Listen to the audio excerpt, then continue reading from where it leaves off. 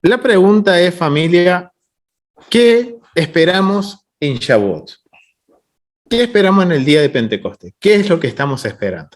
La pregunta es porque obviamente tenemos una concepción o un preconcepto de lo que era Pentecostés, ¿no?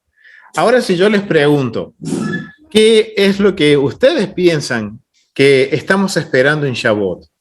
¿Qué es lo que están esperando? ¿Qué estamos esperando? ¿Qué se nos viene a la mente? ¿Qué esperamos? El derramamiento del Espíritu. Muy bien, hermana. ¿Qué más? Los de internet también pueden escribirnos ahí en el chat para ver qué es lo que esperamos, qué es lo que estamos esperando en este tiempo tan especial. Porque es una gran pregunta. Sabemos que se nos dio la Torá, sabemos que a través de hechos el poder del Espíritu Santo se hizo o se manifestó en el templo. Pero ¿qué estamos esperando nosotros? ¿Qué es lo que esperamos? Esa es la pregunta. Esa es la cuestión. Y esta es una pregunta que mi esposa fue quien me la hizo porque tiene sentido, porque sí, conmemoramos la entrega de la Torá, hacemos memoria de lo que sucedió en Hechos, pero vemos que lo de Hechos sucedió una vez y no volvió a suceder. Y después más adelante vemos en el libro de Hechos, estamos viendo a Pablo que dice que también está subiendo de nuevo a Pentecostés, pero no vuelve a suceder una manifestación tan grande como la que sucedió en este Pentecostés, en donde estaban los discípulos reunidos en un lugar. Ya me adelanté un poquito, recién les dije que era en el templo, pero bueno, vamos a validar toda esa información, porque quiero que podamos analizar esta pregunta y permítanme que les comparta a los hermanos que están en internet el PDF. Ahí. Aquí tenemos la pregunta, la gran pregunta. ¿Qué esperamos en Pentecostés? ¿Qué estamos esperando en Shavuot? ¿Qué es lo que estamos anhelando recibir? Y esta gran pregunta la vamos a responder de acuerdo al contexto. ¿Por qué? Porque recuerden, esto es algo, y lo voy a repetir siempre, familia. La Biblia es para nosotros, pero no fue a nosotros. ¿Qué quiere decir esto, familia? Que no somos la audiencia original. No somos quienes recibimos la carta, por ejemplo, de Hechos. Ahora sabemos que el libro de Hechos es una carta. Ahora hay que buscar información. ¿Qué necesitamos? Buscar toda esta información, familia. Esto es lo que nosotros usamos para estudiar la Biblia. Es el contexto arqueológico, cultural, histórico, geográfico, el templo, el contexto del libro. Miren qué importante, de no tomar versículos a la ligera, sino que leer ¿qué? El contexto, leer el capítulo, leer 3 versículos antes, 3 versículos después, con el objetivo de saber qué es lo que se está hablando, qué tema se está hablando. Entonces, si nos situamos en el capítulo 1 de Hechos, ahí nos empieza a dar información del contexto. Antes que nada, quiero presentarles los recursos que he usado para compartir esta enseñanza. Uno es de nueva creación en la línea del tiempo en las Escrituras, por Frank Thielman, el libro de Midiendo el Patrón, volumen 1 de Joseph Good, y los comentarios de Antigüedad de los Judíos por Flavio Josefo. ¿Por qué? Tenemos que ir al primer siglo. ¿Cuándo fue escrito el libro de Hechos, familia? ¿Antes o después de Yeshua? Después de Yeshua. Flavio Josefo era un historiador que estuvo en el primer siglo y fue contemporáneo con los apóstoles. Entonces, ¿qué tenemos ahí? Un recurso primario. Un recurso de una persona que estaba viendo la historia suceder ante sus ojos. Y él documentó todo. Por eso vamos a tomar comentarios de Flavio Josefo para entender el libro de Hechos. Vamos a leer el Hechos capítulo 1, versículo 1. ¿Qué dice? En el primer tratado, oh Teófilo, hablé acerca de todas las cosas que Yeshua comenzó a hacer y a enseñar, hasta el día en que fue recibido arriba, después de haber dado mandamientos por el Espíritu Santo a los apóstoles que había escogido. Miren familia, aquí empieza a haber información importante. Sabemos que obviamente el libro de Hechos fue escrito por Lucas. Ahora, la pregunta es, ¿quién es Teófilo? Y sabemos que Teófilo recibe 2 cartas. Este es el primer tratado, lo vamos a ver en Lucas capítulo 1, del versículo 1 al 4, habla sobre la carta dirigida a Teófilo. Ahora hay un segundo escrito que está dirigido a Teófilo. Ahora la pregunta es, ¿quién es Teófilo? Ya conocemos el autor del tratado. Ahora tenemos que conocer quién es el receptor del tratado. Y si yo les pregunto a ustedes, ¿quién piensan que es Teófilo? ¿Quién creen que es Teófilo? ¿Un sacerdote? Era un sumo sacerdote. ¿Cómo vamos a validar esto? Porque muchas veces se nos ha enseñado que Teófilo somos nosotros. Porque somos los amigos o los hijos de Dios. Eso es lo que se enseñaba. Pero hay algo que no teníamos en cuenta, que era el contexto. Y si nosotros vamos ahora, yo quiero invitarlos a que vamos a los escritos de Josefo, de Flavio Josefo, y miren lo que dice Flavio Josefo sobre quién es Teófilo. Y aquí vamos a validar que realmente Teófilo era un sumo sacerdote. Acá vamos a tener las evidencias para poder nosotros presentar la información y decir, no, miren, Teófilo no somos nosotros, porque eso es lo que se enseña, que la carta de Hechos es para nosotros. Sí, es para nosotros, pero no fue dirigida a nosotros. Fue dirigida a un sumo sacerdote. Miren lo que dice aquí Flavio Josefo en el libro Antigüedad de los Judíos, libro 18, párrafo 120.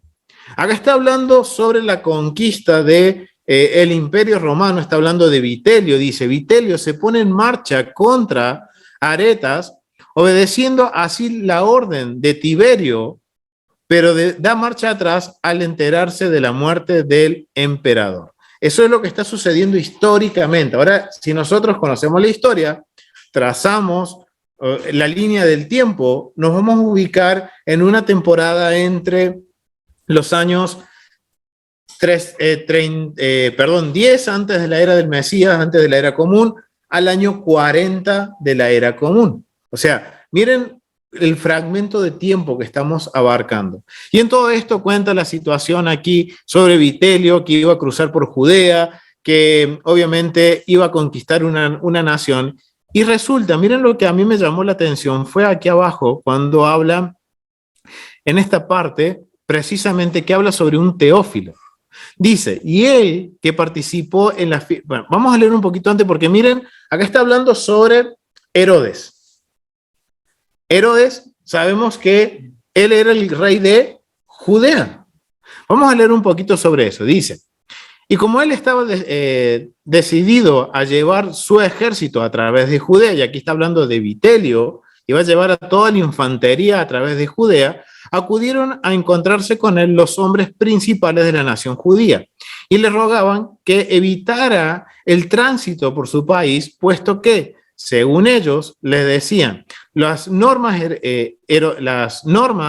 herodeadas de sus antepasados no les permitían consentir que entraran en el Efigies, de las que había muchas colocadas en los estandartes. O sea, no podían cruzar. Acuérdense que las legiones romanas vendían con estandartes, y esos estandartes traían imágenes, y muchas veces eran adoración a otros dioses. ¿Y qué dicen los príncipes de Judea? No pueden pasar por nuestro territorio. Recuerden que Judea en primer siglo, en la época de César Augusto, de Herodes, tenía gran favor ante Roma. Tenía una cierta autonomía. Entonces, van los príncipes, hablan con Vitelio y le dicen, Vitelio, no cruces con todo esto. ¿Por qué? Porque vas a profanar la tierra. Está cruzando por todo lo que es la tierra. ¿Y qué dice Vitelio? Que obviamente Vitelio accede. Dice, ok, no voy a pasar por ahí. Dice, y dejándose convencer, cambio de opinión en lo que toca a su anterior determinación al respecto, o sea, de cruzar por Judea. Y consecuentemente, tras ordenar al ejército que avanzara a través de la gran llanura, él, en compañía del tetrarca Herodes, acá aparece ahora Herodes en la historia, y de sus amigos, subió a Jerusalén a ofrecer sacrificios a Dios. Sabemos que Herodes iba al templo. Él presentaba, es más, Herodes fue uno de los que aportó para la reedificación o remodelación del segundo templo, para darle la gloria al segundo templo. Por eso es que conocemos al segundo templo como el templo de Herodes, que está mal dicho, porque es el templo del Señor, solo que Herodes fue el filántropo que donó para que se remodelara y se le diera una mayor gloria y esplendor al templo de Israel. Entonces vemos que Herodes, él llevaba sus ofrendas, sus sacrificios, y aquí es interesante conocer en qué parte, hasta qué parte él podía llegar. Recuerden que Herodes... Sí, era romano. Él no era romano, él era edomita, pero creía en el Dios de Israel. Claro, era injerto, digamos. Podríamos decir, tampoco era converso, porque si fuera converso, él hubiera pasado del Sorej. Y él nunca cruzó del Sorej, siendo el rey Herodes. Él nunca pudo sentarse tampoco en el trono del rey dentro del templo, porque no era el linaje de David. Pero tampoco él era converso. Él era puesto por Roma como rey de Judea, pero él no era converso. Sí reconocía al Dios de Israel. Recuerden la oración que hace Salomón cuando dedica el templo. Recuerden eso, recuerden que dice que toda nación que conozca la gloria del Eterno, el poder de su gran nombre, oraría hacia el templo. Bueno, Herodes conocía el gran poder del Eterno. Y él traía ofrendas y contribuyó, hizo una obra de justicia, contribuyó para que se reedificara. Pero él tenía un límite. Él nunca, se registra que él nunca se pasa del Sorej, siendo el rey de Judá. Eso es algo bien interesante, familia. Ahora, sí o sí, ¿por qué él era el rey si supuestamente... Esto es cuestiones políticas. Eran cuestiones políticas. Ahora acuérdense que acá hay un imperio, Israel no tiene su autonomía como teocracia, sino que dependen de un imperio. Exactamente, o sea, era un gran imperio. Y obviamente ellos estaban subyugados al imperio. Pero, ¿cómo? Exactamente, el imperio, el emperador ponía al rey que le convenía. Exactamente, amén, hermana. Por eso esperaba Israel el Mesías, porque estaban oprimidos. Ellos estaban en vergüenza, familia, porque no eran autónomos por sí solos. Y aquí el rey, el emperador pone a Herodes, al tetrarca Herodes, como el rey de Judea. Entonces, acá vemos que a pesar de que fue puesto a dedo, podríamos decirlo, a Herodes en el gobierno, a pesar de eso, él traía ofrendas al templo, él traía ofrendas al Señor, reconocía quién era el Dios de Israel. Habíamos quedado acá. Subía a Jerusalén a ofrecer sus sacrificios a Dios, con motivo de celebrar, miren lo que dice, de celebrar con motivo de celebrar los judíos una fiesta tradicional. Y el que participe en la fiesta y fue acogido por la población judía magníficamente. ¿Cómo no lo van a acoger si él donó el dinero para reedificar el templo, remodelar el templo? Pasó allí 3 días, en los que luego de despojar de la dignidad de sumo sacerdote a Jonatás, lo puso en manos de su hermano Teófilo. Miren, acá tenemos la primera mención que hace Flavio Josefo sobre Teófilo. Era el hermano del sumo sacerdote Jonatás ben Ananus, hijo de Ananías. Ahora tenemos la primera evidencia y ahora podemos demostrar a través de la historia quién era este Teófilo. Porque muchas veces vamos a decir, bueno, sí, o es un término griego, porque es una palabra griega, Teófilo, que significa hijo de Dios o amigo de Dios. Exactamente. y que ahora sabemos que es una persona, que se llama Teófilo. Y acá tenemos la primera evidencia en los escritos de Flavio Josefo. Pero hay una segunda evidencia. En el libro de Antigüedad de los Judíos, libro 19, en el versículo 297, habla ahora sobre el rey Agripa. ¿Y quién es el rey Agripa? Era Herodes Agripa I. Agripa, Herodes era el cargo, familia, no era el nombre. Igual que César Augusto. César era como el emperador y Augusto no era un nombre, sino que era digamos, el cargo de gobernante dentro del imperio, era como un gobernador. Entonces César Augusto tenía doble poder. No era que el emperador se llamaba César Augusto, sino que eran sus cargos. Igual que sucede con Herodes. Era Herodes Agripa I, después vino Herodes Agripa II, hasta tercero hubo. ¿Cuál fue el primero o el segundo el que mandó a matar, a llevar a la cárcel? El primero, estamos hablando el primero. Ese fue Herodes Agripa I, el mismo que se habla en Hechos capítulo 12. ¿Y Agripa fue el que habló con Saulo? También. Estamos hablando del mismo personaje. Por eso lo vamos a ver en Hechos 12. ¿Agripas? Hay que ver en la historia, en la cronología de la historia, porque recuerden, no hubo un solo Agripas. Hubieron 3 Agripas en toda la historia. El que estamos hablando justamente ahora es Agripa I, que es Herodes Agripa, que gobernó desde el 10 antes de la era común hasta el 44 de la era común. O sea que gobernó 10 años más desde las muertes de Yeshua aproximadamente. O sea que sabemos que ahora todos estos acontecimientos del libro de Hechos están bajo el periodo de gobierno de Herodes Agripa I. Miren lo que dice. Agripa depone al sumo sacerdote y nombra a otro.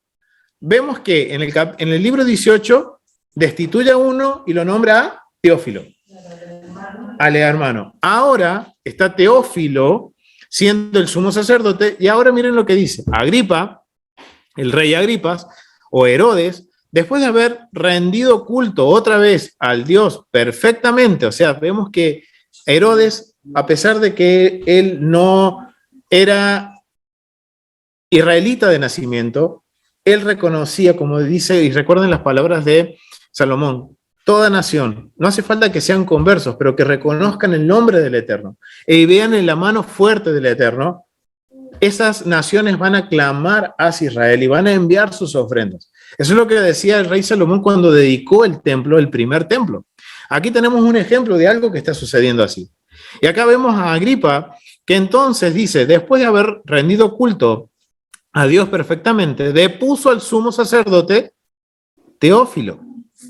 De acuerdo a la sabiduría de a los sabios de Israel, este sumo sacerdote Teófilo estuvo en función desde el año 37 hasta el año 41 de la era común. O sea que ahora, cuando leemos el capítulo de Hechos 1 y 2, nos da un lapso de tiempo, podemos ubicarlo entre el año 37 y el año 41. O sea, miren cómo podemos ahí nosotros darnos una idea de cuándo Teófilo recibe el segundo tratado que habla sobre la manifestación del Ruach HaKodesh, del Espíritu Santo. Dice que dijo hijo de Anán, o sea, depone a Teófilo, o sea, destituye como sumo sacerdote a Teófilo, hijo de Anán, y asignó el cargo a hasta entonces ocupado por a Simeón, de sobrenombre Canteras, hijo de Boeto. Simeón, hijo de Boeto, tenía 2 hermanos y ahí empieza a hablar sobre quién era Simeón, hijo de Boeto. Ahora vemos que históricamente existe un sumo sacerdote Teófilo, por lo cual hace que el libro de Hechos y el libro de Lucas sean muy posiblemente, de acuerdo a la evidencia, familia, que tenemos histórica, que el receptor original era el sumo sacerdote. Por lo cual, esto nos tiene que ahora nosotros cambiar nuestra mentalidad a la hora de leer el libro de Hechos.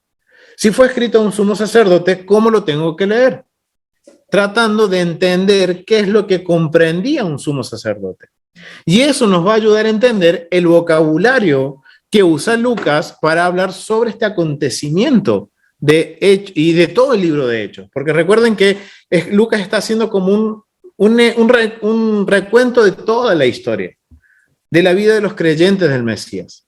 Desde la muerte de Yeshua hasta ahora todo lo que era la manifestación del Ruach HaKodesh. ¿Bien?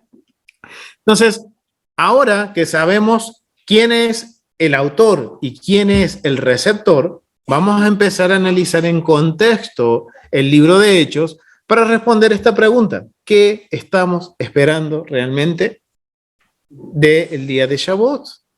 ¿Qué es lo que estamos esperando? Miren, en Hechos capítulo 2, vamos a Hechos capítulo 2, versículo 1.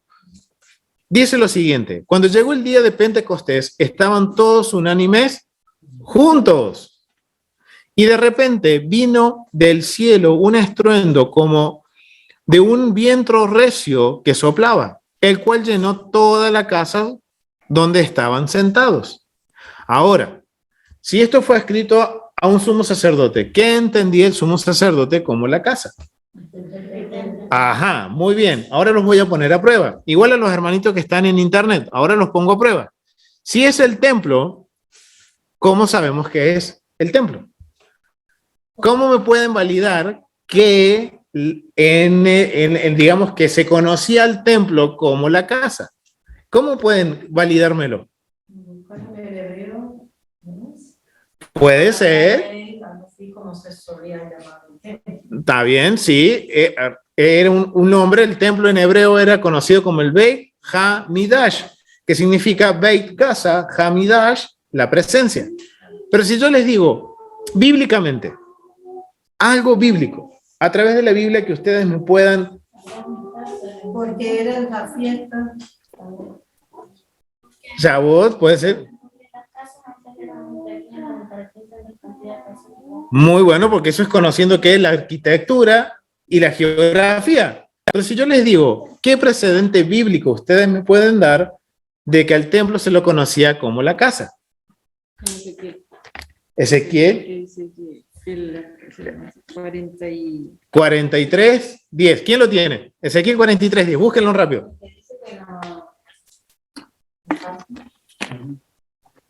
Ezequiel 43:10.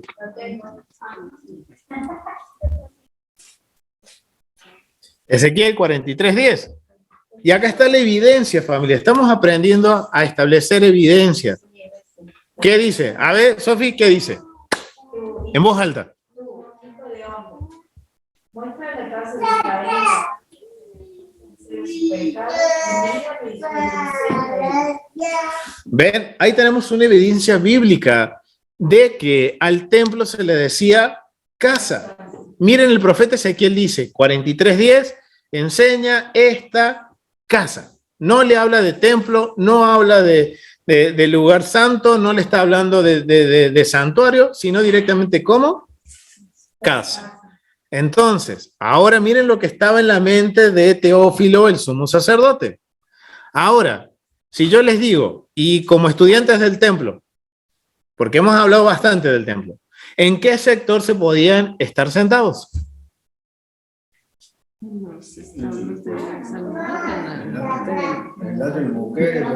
No, que pueden estar sentados, sentados. A ver los hermanos de internet, que ahí nos pueden ayudar porque acá están pensando, a ver. Ah, hay niveles de santidad. En el atrio de los gentiles. En el atrio de las mujeres no se podían sentar porque era un nivel de santidad más alto y ahí estaban presentes para las oraciones que se hacían en el templo. ¿Ven? Entonces, ahora miren cómo en el vocabulario Lucas está ubicando a Teófilo sobre precisamente en dónde sucedieron estos hechos. Y estos hechos, para Teófilo, al entender ahora la mentalidad de Teófilo, es en el templo, en un sector del atrio de los gentiles. Porque en ese lugar se podían sentar, las personas podían sentarse. Una vez que cruzaron lo que se llama el Soreg o el, digamos, ese cerco perimetral de santidad, no se podían sentar. O sea que era del Soreg hacia afuera. Aparte de una casa no podía ser nunca por el tamaño y la cantidad de personas. Así es, muy bien, Pablo, porque ahora, ven como ahora sí tiene sentido, porque como antes pensábamos que habían 3.000 personas en una casa. Pero siempre nos enseñan que era una casa. Una casa, aquí, hoy estamos de visita, familia, y acá, ¿entrarían 3.000 personas? Ni de pie.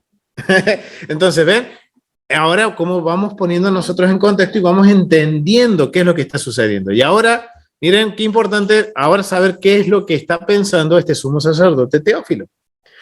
Vamos a continuar. Quiero que vamos a Hechos capítulo 1.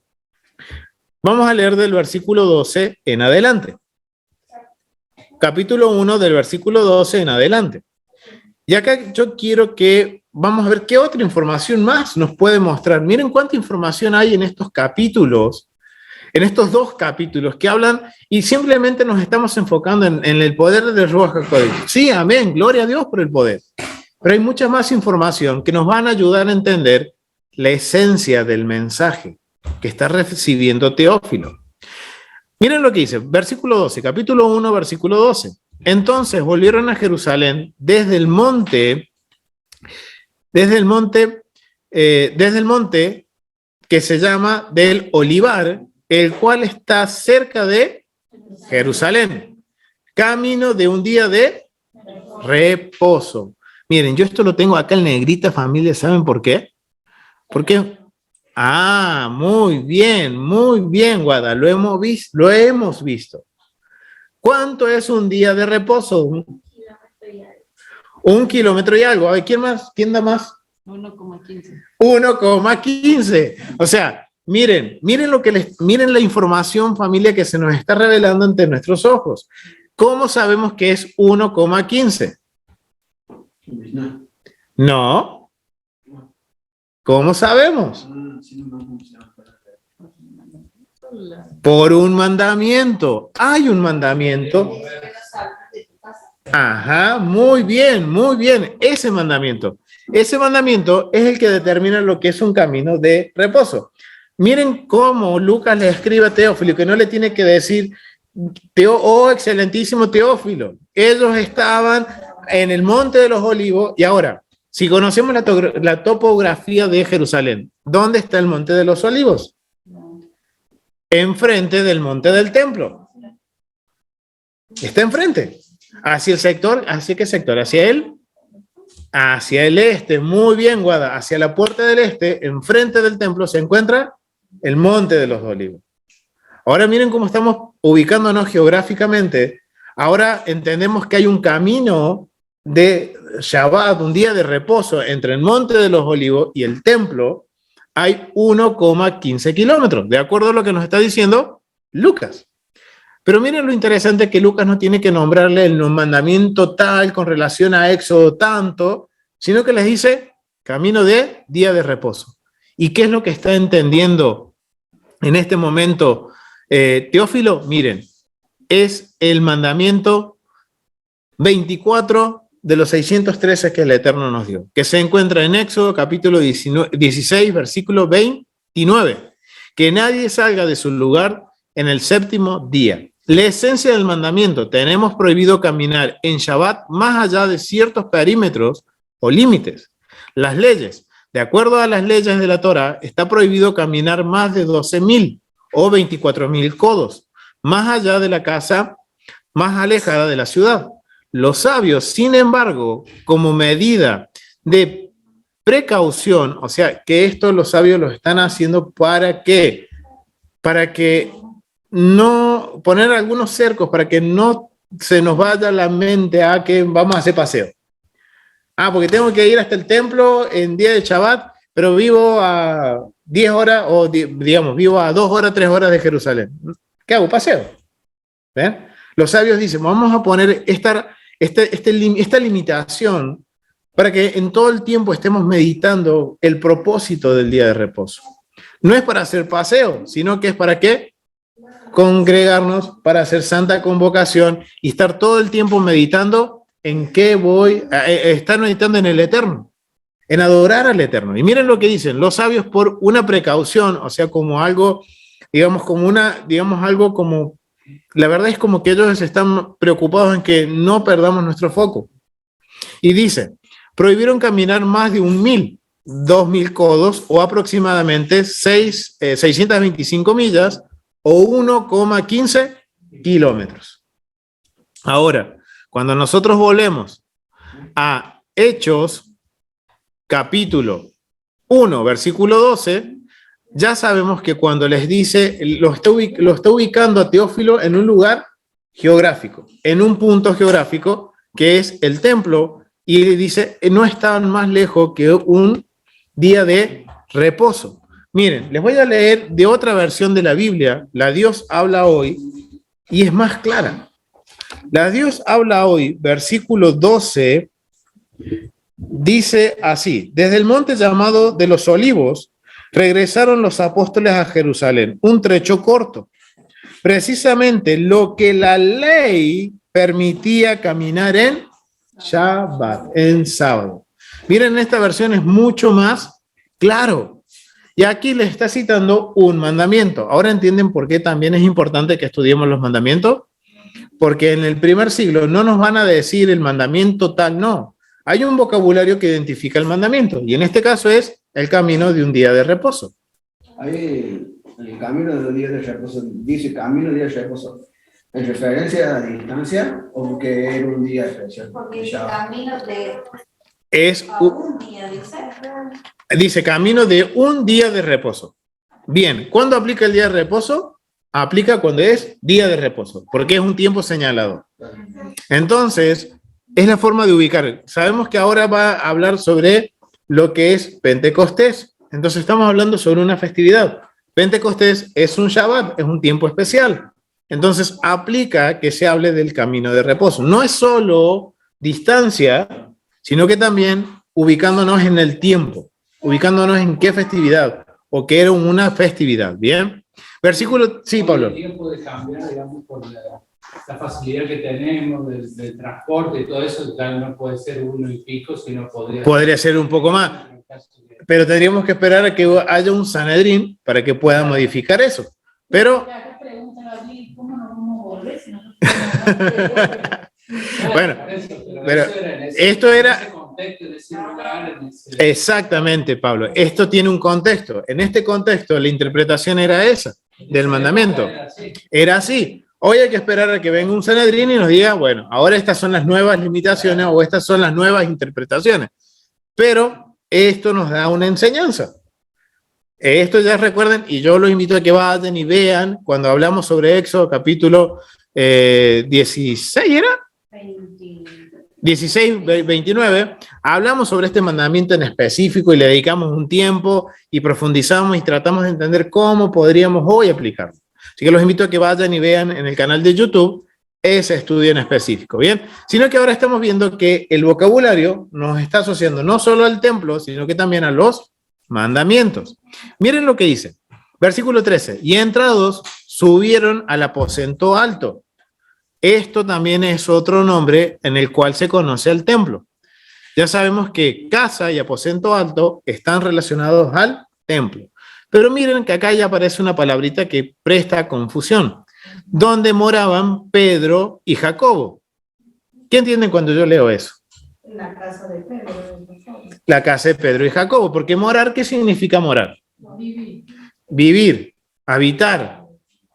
Entonces, acá está en donde encontramos donde está el punto en donde estamos mal interpretando las escrituras. ¿Ven? Ahora, cómo fuimos poniendo en contexto y ahora llegamos, o sea, está hablando del templo, está hablando de una distancia, de un lugar, está hablándole a un sacerdote, entonces el sacerdote no estaba entendiendo que Pedro y Jacobo vivían en el templo. Acá hay algo que tenemos que corregir. ¿Por qué? Porque moraban para nosotros en el español significa habitar, un lugar de vivienda, una casa. Miren, cuando yo voy al griego, y si tienen ahí las Biblias que pueden ir o tienen acceso al Strong, cuando vamos, ¿tenés ahí, Agus? Bien, acá me va a ayudar a validar esto. Moraban. La palabra morar en griego es la palabra eimi. Es la palabra eimi. ¿Qué significa? En el griego es la palabra emi. Donde dice morar, moraban, ahí dice eimi. Es la palabra que se escribió en el texto griego. ¿Cómo dice Agus? Fuimos. O sea, que no tiene nada que ver con habitar, con morar. Fueron a un lugar. Muy bien, Conce. Bueno, se traduce como español morar, pero el verbo eimi en griego es ser, ir, existir. Bien. Miren todo lo que se puede usar con este verbo, o sea, cómo se lo puede entender a este verbo en el español. Habéis, haber, había, está, eres, hay, soy, son, seres, será. Estaban en tal lugar. Y esta es, miren, justamente como dice nuestra hermana Conce, dice acá, estaban, esto, acá, miren, ahí, esto de acá, eso, así es como se usa en el texto en Hechos, capítulo 1, párrafo 13, versículo 13. Es obvio, si nosotros ahora volvemos, entonces dice que ellos estaban en el aposento alto, no es que vivían. Entonces ahora nos ubica en dónde están por suceder los acontecimientos del capítulo 2 de Hechos. ¿Dónde va a manifestarse el poder del Ruach HaKodesh? No se manifiesta en una casa normal, sino que hay una casa especial. La casa de la presencia, el Beit Hamidash.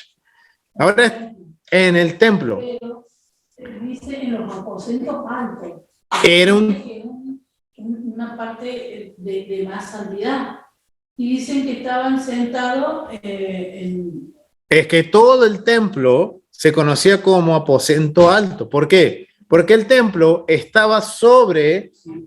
Los salmos de ascensión. Muy bien, Pablo. Era porque había que subir al templo. ¿Y los salmos de ascensión cuándo se cantaban? En las festividades, ¿cuándo? Y en Ramá y Taberna en Sukkot. ¿Por qué? Porque esas tres fiestas, ¿qué tienen en particular? Hay que subir a Jerusalén, hay que subir al templo. Y el templo se encuentra en la montaña Moria, en la cima. Por eso es que se conocía como el aposento alto, porque estaba en una montaña. Exactamente, amén. También que estaban en un lugar como, para decir, como un hotel. ¿Verdad? Pues, Estaban en el templo, pero estaban como en ajá, muy bien, Conce. Puede haber sido ahí, pero eso se usaba para Pesaj. En Pesaj se usaba para...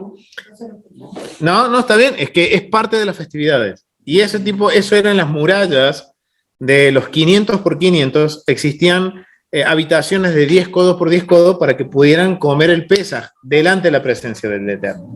¿Bien? Y también porque muchas personas no se volvían a sus casas y tenían que estar 50 días después. Exactamente, pueden haber sido. Algunos que quedan por ahí cerca. Exactamente, porque recuerden que las distancias en ese momento no es como hoy que me tomo un avión y bueno, desde Argentina son casi 20 horas a Israel. Pero bueno, en un día de viaje, nosotros cruzamos un océano, mientras ellos en un día de viaje hacían 30 kilómetros.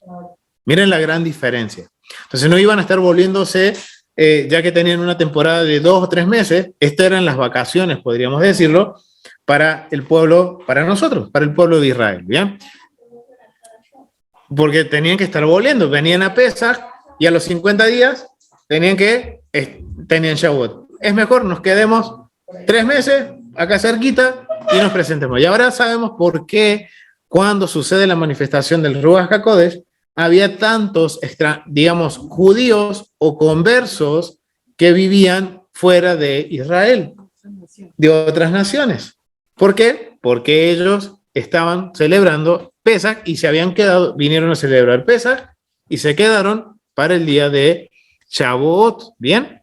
Entonces ahora ya sabemos dónde estaban. Pedro, Juan, Andrés, Felipe, Tomás, Bartolomeo, Mateo, Jacobo, hijo de Alfeo, Simeón, Salateo y Judas, hermanos de Jacob. Todos estos, dice, preservaban perseveraban, perdón, unánimes, y esto es algo que a mí me llamó la atención, porque si yo conozco el servicio del templo, yo sé que en el templo se oraba. Dice, todos estos perseveraban unánimes en oración y ruego. Y miren, otro dato, con las mujeres y con Miriam, la madre de Yeshua, y con sus hermanos. O sea que estaban en un lugar dentro del templo en donde podían estar hombres y mujeres juntos. Siempre iban al templo. Muy bien, Pablo, siempre iban También, como no podía ir al templo, miraba al templo. porque siempre iban al templo. Exactamente, exactamente. Y eso es algo que nosotros tenemos que hacernos el hábito. Aprender de eso. Y dice, todos estaban perseverando unánimes en oración y ruego. Interesante. Ahora, esto nos está ubicando en un punto del servicio de Shavuot. Porque si ellos estaban orando, hay puntos dentro del servicio del templo en donde toda la comunidad está orando. ¿Bien? Puede ser una en la minja o puede ser cualquiera de las 3 oraciones que se reúnen para hacer. Ajá, muy bien, Conce, muy bien. Depende del horario. Acá no nos está diciendo un horario, nos está diciendo... Es de mañana. Sí, nos hizo una hora. A ver, ¿dónde dice el horario? En el hecho 2, dice cuando está lleno de mosto. Era No es que era la hora novena. La hora novena, muy bien. Entonces, ¿qué sucede a la hora novena? Eso de la Sheparí. La Shaharit, pero dentro de la Shaharit, ¿qué está sucediendo? Ofrenda. Muy bien, la ofrenda Tamid. Recuerden, servicio del templo. Servicio del templo, a pesar de que sea un día festivo, había una ofrenda que se hacía por la mañana y por la tarde. Bien. No, el Musaf es lo que se hace en el medio. ¿Qué es el Musaf? Son las ofrendas adicionales de la festividad del Yom Tov. O sea que esto nos está ubicando. Si leemos nosotros lo que estábamos leyendo aquí, vamos a volver acá. Hechos, que estaban todos perseverando unánimes en oración y ruego, nos está ubicando en el servicio del templo. Ahora, ¿qué está pensando Teófilo? Hasta ahí no se le ha dado la hora, sino que, ¿qué está diciendo Teófilo? ¿De qué está pensando? Ok, dentro del servicio del templo tengo la ofrenda continua de la mañana y la ofrenda continua de la tarde. Y en estas dos ofrendas se hacían oraciones, todos hacían las oraciones. Y el medio de entre la de la tarde y el de la mañana, entre la mañana y la tarde, se hacían las ofrendas de Shavuot. Se hacía todo el servicio de Shavuot y se culminaba con la ofrenda Tamid y después la bendición arónica. Así como para que tengamos una idea muy básica de cómo era el servicio. Empezaba en la mañana con la ofrenda Tamid de la mañana, la ofrenda continua, venía todo el Musaf, que era la ofrenda de Shavuot, el protocolo de Shavuot, se cerraba con la ofrenda Tamid y por último, la bendición arónica de parte del Kohen Gadol o de los sacerdotes en el templo. ¿Bien? Porque ellos... Exactamente, ¿por qué? Porque ellos estaban haciendo las oraciones de la mañana en memoria de las oraciones del Tamid de la mañana. ¿Bien? Y esto se hacía 2 veces al día. Entonces, ahora lo está ubicando no solo en lo geográfico, no solo en la ubicación o localización de donde estaban ellos reunidos, sino que también en un tiempo específico, que después vemos que es más adelante que dice que era un horario por la mañana, o sea que esto nos ubica en la ofrenda Tamid por la mañana. ¿Y cómo sabemos que se hacían oraciones o qué oraciones se hacían? Miren, vamos a ir al tratado, ahora sí, de la Mishnah, tratado Tamid, capítulo 5, párrafo 1, y miren lo que dice. El encargado les decía, se está hablando de los sacerdotes, la Mishnah nos relata todo lo que los sacerdotes hacían. El encargado les decía, recitad unas bendiciones. Entonces ellos recitaban una bendición y decían los 10 mandamientos, el Oye Israel, que es el Shema, el si escuchas, que eso lo vamos a encontrar en Deuteronomio 11, también lo leemos, eso es parte de las oraciones que hacemos todos los días en la Shaharit y en la Minjá. Y lo que es también en la Amidad.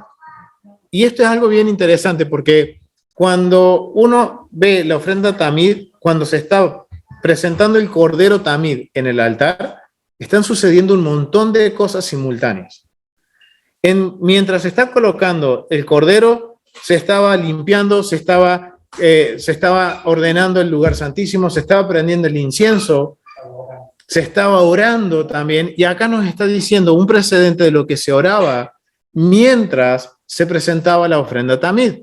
El oye Israel, dice el si escuchas, y él entonces habló el Señor a Moisés, conjuntamente con el pueblo. Miren, no eran solo los sacerdotes, sino que el pueblo, unánimes, como dice en Hechos capítulo 1, estaban unánimes, estaban orando unánimes, y todo el mundo dice, el pueblo recitaban 3 bendiciones adicionales, verdadero y justo, el servicio o el abodá, que era la amidad. Estaban todos diciendo las oraciones de la amidad, y las bendiciones sacerdotal, cuando estaba el sacerdote o el sumo sacerdote hacía la ofrenda tamid.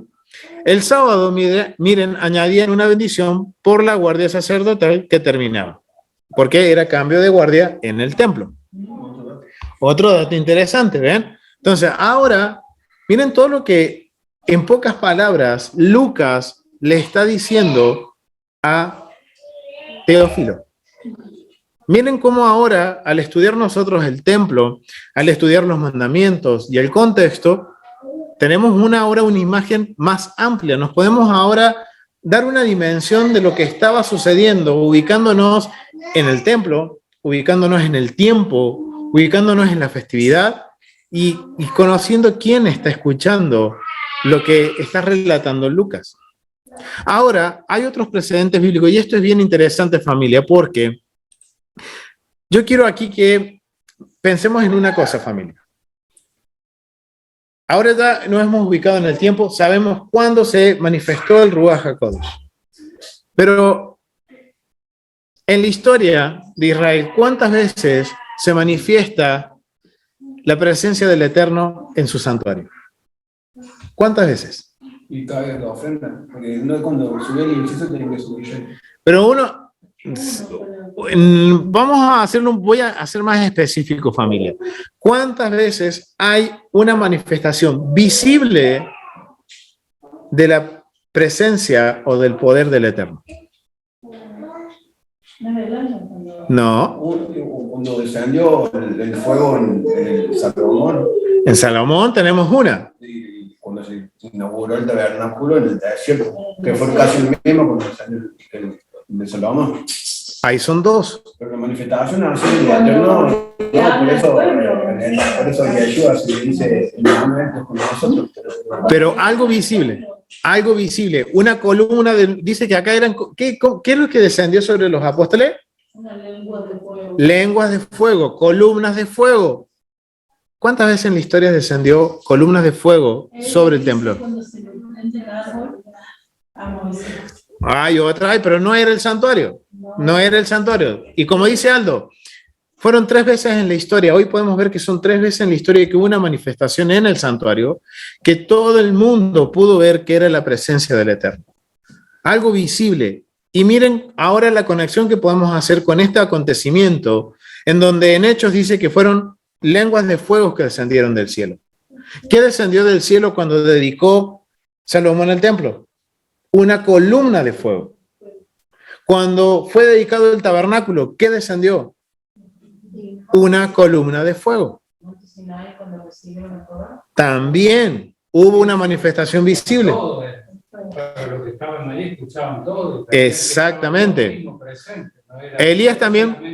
A Moisés, sino que todo el pueblo estaba. Exactamente. Entonces, ¿y qué representa el monte Sinaí? El templo. Acá dice nuestro hermano Héctor, Elías. Sí, Elías pudo ser, pero Elías en sí fue una manifestación, digamos, pero no en el santuario. No fue en el santuario. Y estamos hablando de manifestación en el santuario, ¿sí, Aldo? Algo no se explica en el libro de Hechos, pero él dice, el libro de Hechos dice que ellos escucharon un estruendo y fueron hacia un lugar. Ajá. y es cuando se levanta Pedro y hace... Les comenta, o sea, hace... Luego del estruendo vinieron y eran Capadocia, Asia. Entonces, si nosotros imaginamos un espacio en el templo y escuchamos ese estruendo, fueron todos ahí y cuando ahí aparecen. Exactamente, ¿ven? Entonces, ahora ya sabemos que es el templo, ahora estamos viendo, y esto es algo bien interesante, familia, porque esto está relacionado a esta pregunta: ¿qué estamos esperando en el día de Pentecostés? ¿Qué estamos esperando en el día de Pentecostés? Dice 2:6.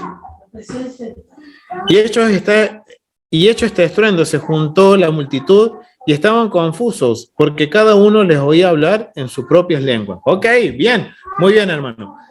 O sea, hubo alguna manifestación. Después que la ven como una manifestación de lenguas de fuego. Esto nos está conectando. Ahora miren el mensaje que está recibiendo Teófilo. El mensaje que Teófilo ahora está conectando lo que es estas lenguas de fuego con la dedicación al templo, la dedicación al tabernáculo y, como decía Pablo, el monte Sinaí, la entrega de la Torá. Miren todo lo que está pasando en la cabeza de Teófilo.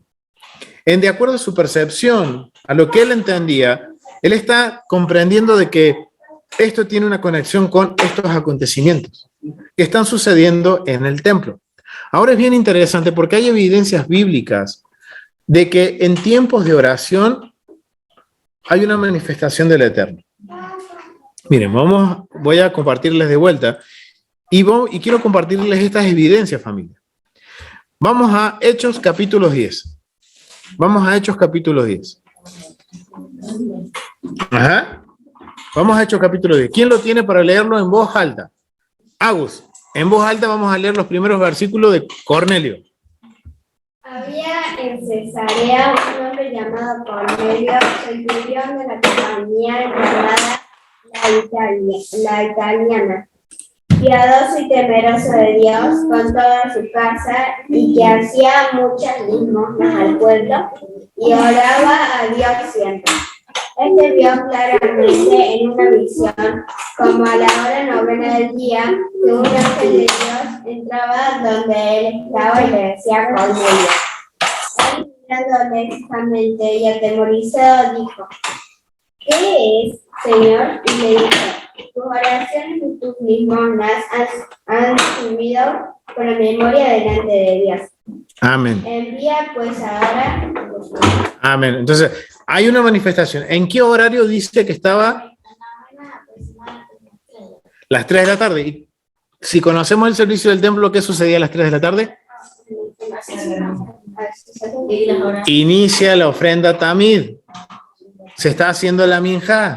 Se está haciendo la amidá. O sea, miren, ahí tenemos otro ejemplo de cuando el Eterno, o sea, cuando alguien está haciendo las cosas correctas en el tiempo correcto, sucede algo. Exactamente, dices tus oraciones y tu limosna. Ahora, Lucas 1. ¿Quién tiene Lucas 1? Lucas 1. Lucas 1, cuando habla de Zacarías, cuando estaba Zacarías, versículo 3, 4, por ahí.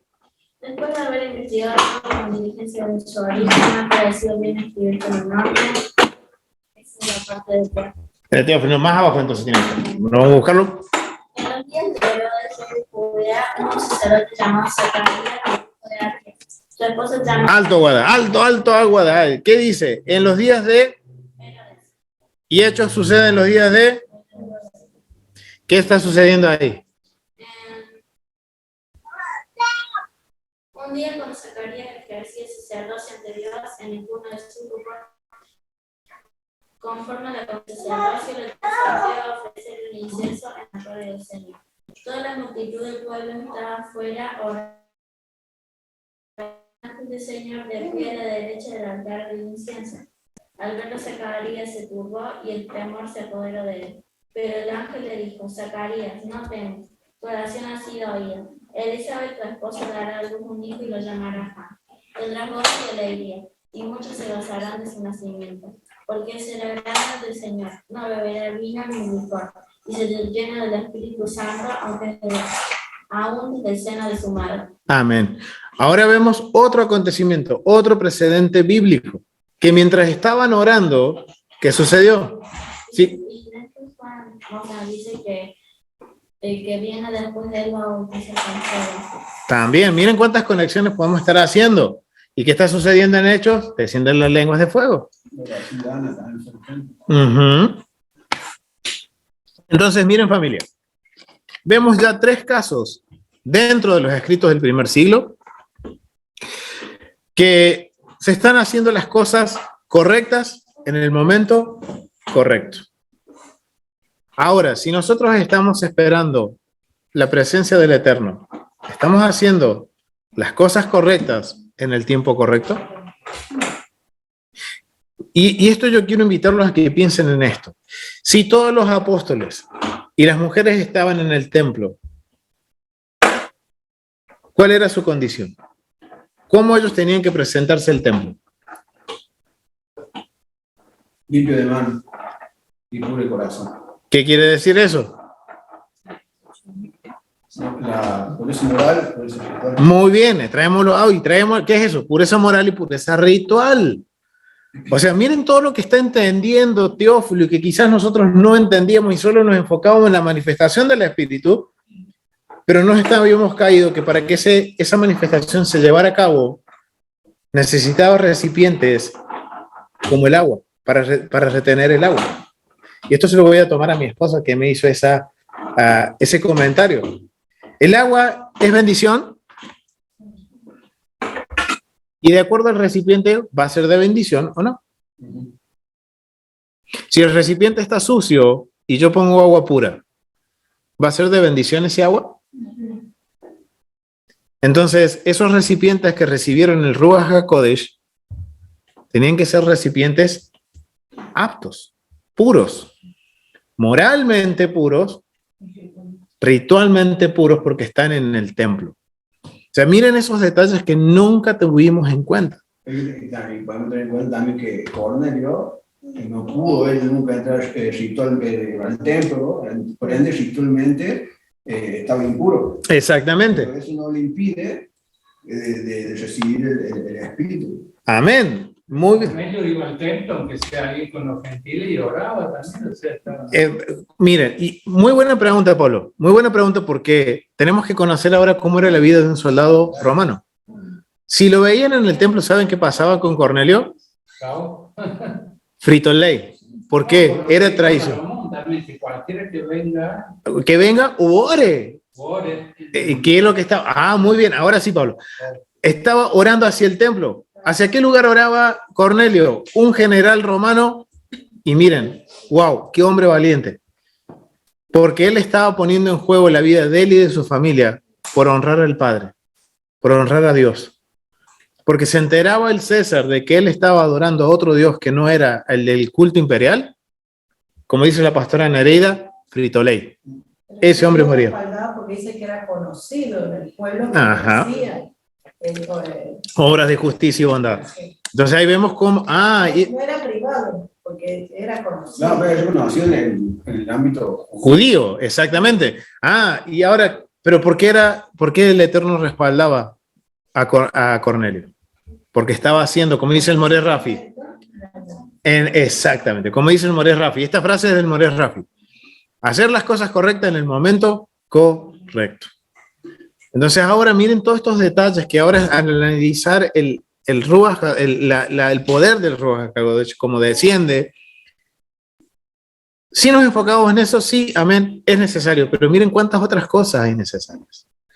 Y ahora, muy bueno la conclusión que también llegó Aldo, de llegar a la conclusión que el envase para que el Ruach HaKodesh pueda permanecer y ser de bendición, tiene que ser, ¿cómo dijiste, hermano? Moralmente puro. Moralmente puro, porque Cornelio, él no pudo nunca cumplir con lo ritual.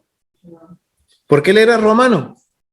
Si él hacía eso, él estaba declarándole traición al César. Entonces, ¿qué es lo que nos enseña eso? Que el Eterno pone en primer lugar, o como más importante, la moralidad. La parte moral. Entonces, ahora miren, Lo que pasa es que la parte moral me va a llevar como que es más fácil hacer los rituales. muy bien, Conce, sí. Los rituales lo puedo hacer, pero es difícil llegar a lo moral. Exactamente. O sea, es un poco como hemos estado hablando últimamente en los estudios, en cuando Yeshua confrontaba, ¿entendemos? Cuando confrontaba a los fariseos que eran, sí, muy lindos por fuera, pero por dentro, exactamente. Entonces, ahora vemos, ahora miren todos estos detalles que estamos viendo con respecto a que la presencia del Eterno descendió sobre los apóstoles. Ellos tuvieron que cumplir con estas cualidades, que eran moralmente puros y ritualmente puros por estar en el templo, porque si no, ellos no podían estar ahí, no podían estar en ese lugar. Entonces ahora nos enseña esto. Sí, Guada. Sí, Guada, que Hay de vosotros escribas y fariseos hipócritas, porque limpiáis lo de fuera del vaso y del plato, pero por dentro están llenos de robo y de injusticia. hablábamos de el envase de agua. Miren, y qué importante era, qué importante es ahora, porque si normalmente si uno pregunta qué esperamos en Ruach, qué esperamos en Shavuot, es que seamos llenos del Ruach HaKodesh. Ahora debemos meditar. ¿Estamos preparados para recibirlo? ¿Estamos preparados haciendo las cosas correctas de la manera correcta? Y otra pregunta. ¿El enfoque del mensaje de Lucas a Teófilo es el poder del Espíritu Santo o cuál es el mensaje? Hay algo más. Hay algo más. No es solo hacer las cosas correctas de forma correcta. No es solo la presencia del Espíritu. No es solo recibir la Torah. Hay algo más, familia. Hay algo más. Y vamos a descubrir qué más es esto. Hay un mensaje. Es un mensaje de restauración. Recordemos que nosotros no somos la audiencia original. Y que tampoco quienes están leyendo la carta son los que experimentaron o vieron o fueron testigos de este poder del Ruach HaKodesh. Esto es una carta dirigida a alguien que no lo vio. Es como para darle esperanza en la restauración.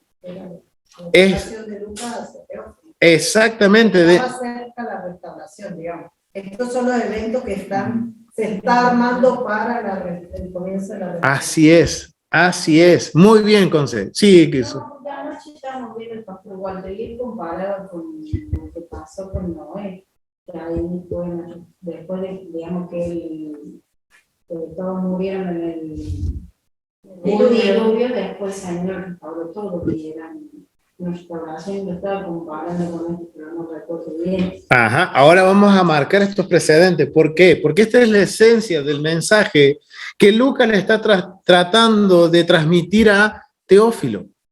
Obviamente le está mencionando los acontecimientos que si uno estuviera en ese momento viéndolo con sus propios ojos, estando el templo de fondo, estando viendo esa manifestación y wow, era increíble para los que estuvieron en ese momento. Pero ¿cómo ahora se le transmite el mensaje que era eso para Israel? A alguien que no lo había visto. Y lo que está haciendo Lucas, como dice Conce, la conclusión que llegó Conce, es que les estaba diciendo, de alguna forma, estos fueron los acontecimientos que marcan algo. El comienzo de algo. El comienzo de una restauración. Un pastor conocido, cuando hablábamos sobre esto, decía, estamos en un conteo de 50 días, esperando lo que sigue, esperando lo que viene. Y ahora hay que definir qué es lo que viene.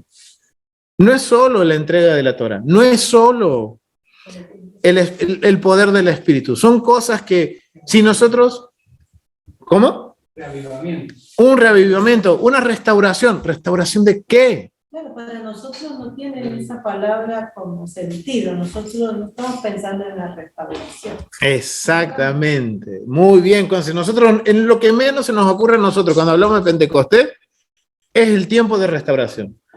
Nos enfocamos en que queremos recibir el poder, hablar en lenguas, queremos las manifestaciones. Ok, sí, es parte de. Lo que pasa es que nunca se hizo énfasis en el versículo donde dice hasta que se han restaurado todas las cosas. Eso nunca se hizo como una prédica de eso, nunca fue nuestro énfasis Exactamente, y justamente eso lo dice antes de hablar, y esas son palabras de Yeshua, que los discípulos le preguntan, ¿Cuándo será? ¿cuándo será la restauración de las cosas? Vamos a buscarlo, familia. ¿Quién lo busca? Vamos a buscarlo. Hechos 1, Hechos 1, Hechos 1. Vamos a Hechos 1. ¿Lo tenés, Pablo?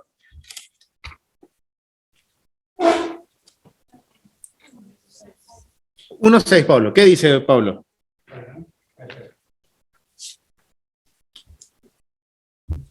Entonces los que se habían reunido le preguntaron diciendo, Señor, ¿restaurarás el reino en Israel en este tiempo? Y él les dijo a nosotros, y él dijo, no os toca a vosotros saber los tiempos o las sazones que el Padre puso en su sola potestad, pero recibiréis poder cuando haya venido sobre vosotros el Espíritu Santo, y me seréis testigos en Jerusalén, en toda Judea, en Samaria y hasta lo último de la tierra. Amén. Miren, Después, ahí se fue, y después dijo que iba a venir, de Muy- la forma que se había ido. muy bien, Pablo. Entonces, ¿de qué está hablando Yeshua? De la restauración. Yeshua está hablando de la restauración. Y en este preciso momento estamos viendo cómo Lucas le está diciendo de una forma directa a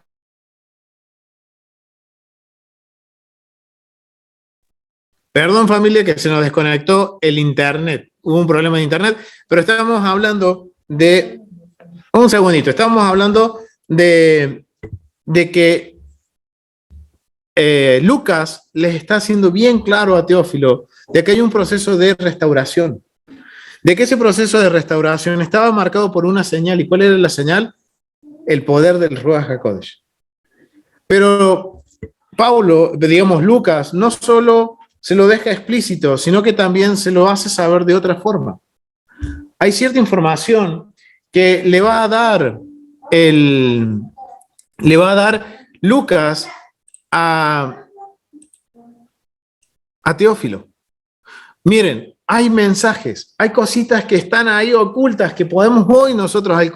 Miren, y esto nos sirvió por haber puesto todo este contexto de conocer quién es el autor, quién es el receptor, cuál era la función, a qué se dedicaba ese receptor. Porque ahora vamos a entender cómo Lucas no solo se lo está dejando claro que Yeshua dijo, no es el tiempo todavía, pero va a haber algo que va a marcar el inicio de ese tiempo. Miren lo que dice en Hechos capítulo 1, versículo 13 al 26. ¿Quién lo tiene? A ver. Del 13 al 16. Sí, en voz alta. Y entrados subieron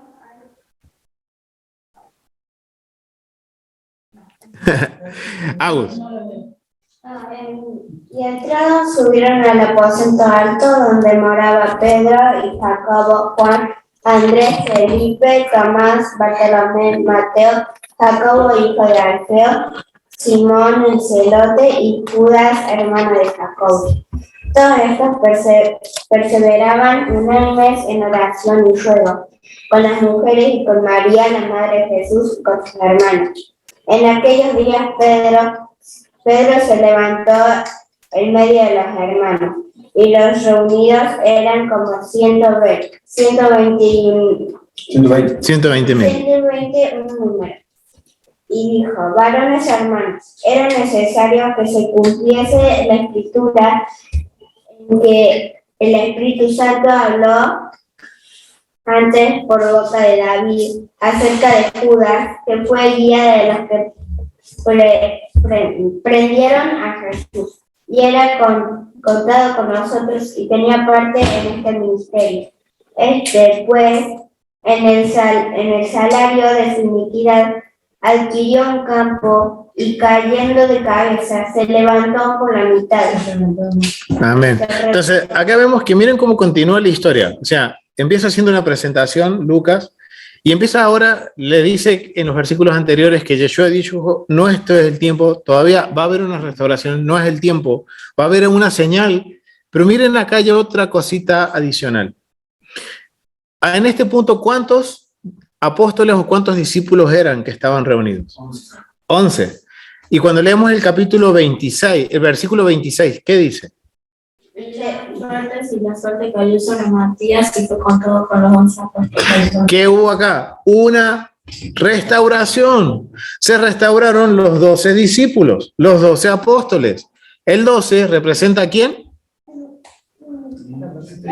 A las 12 tribus. Muy bien. O sea, miren lo que está en la mentalidad del sumo sacerdote. Ok, eran 12 discípulos, 11, ahora son 12. En ese acto está dando un mensaje de que en algún momento van a restaurarse las 12 tribus. Después dice en el versículo 15, ¿cuántos eran que estaban en total? 120. 120 el número. 120, el número, en total. 10 por 12, 120. 10 Ah, y 10 hace una comunidad. también el 10 representa el miñán. El miñán es la cantidad mínima para reunirse. O sea, miren cómo está todo eso ahí relacionado. Tenemos 12 por 10, 12 comunidades, 120. O sea, wow. Está. ¿Cuántos estamos? 12. 12 más los que están en internet. Acá hay 12. O sea, hay un comienzo de restauración. Miren, miren cómo. Pero miren ahora con lo importante de conocer el contexto, familia. Porque miren ahora, conociendo el contexto, miren todo lo que estamos aprendiendo para responder una pregunta. Estamos aprendiendo y viendo que muchas veces en las escrituras, la necesidad que tenemos de irnos a estudiar el templo, el contexto, la historia, la geografía, porque miren, todo esto nos está ayudando a entender todos estos pequeños detalles que estaban ocultos ante nosotros. Estaban ocultos. Que miren las formas que intentó Lucas de hacerle entender a Teófilo de que iba a haber una restauración. Se lo está diciendo con la restauración de los discípulos, se lo está diciendo por la cantidad de gente que está reunida. ¿Qué dice Hechos capítulo 2, versículo 41? Pablo, ¿qué dice? 2:41. Uh-huh.